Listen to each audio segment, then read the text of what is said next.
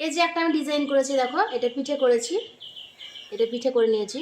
এই ডিজাইনটা দেখতে চাইলে আমাকে বলবে। আর এই যে হাতটা আমি করেছি, দেখো এই যে একটা হাতে করেছি।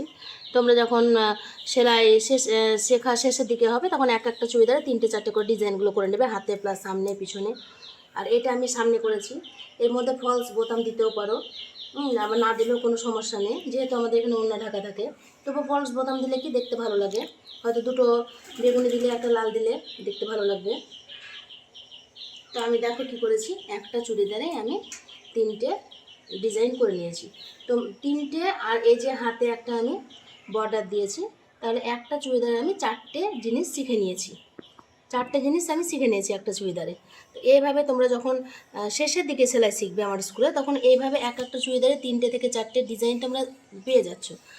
আর যখন তোমরা যদি এই ডিজাইনগুলো পেতে চাও বা দেখতে চাও, তো আমাকে একটু কমেন্টে জানাবে, যারা যারা দেখতে চাও। তাহলে আমি এটা একটা ডিজাইন করেছি, আর এটা একটা করে নিয়েছি, আর এখানে একটা আমি হাতের ডিজাইন করেছি। হাতের ডিজাইনটা একটু দেখিয়ে দিই। এটা হাতের ডিজাইনটা করেছি বর্ডার সহ, এটা পাইপিং, এটা বর্ডার, এটা করেছি। তো তোমরা যারা যারা এই ডিজাইনটা দেখতে চাইছো একটু আমাকে কমেন্টে বলবে। আমি পুরো সামনের গলার ডিজাইন আলাদা, পিছনের গলার ডিজাইন, পিছনের পিঠের ডিজাইন আলাদা, প্লাস হাতের ডিজাইন আলাদা, পাইপিংয়ের ডিজাইন আলাদা, সমস্ত ভিডিওগুলো তোমাদেরকে দিয়ে দেবো।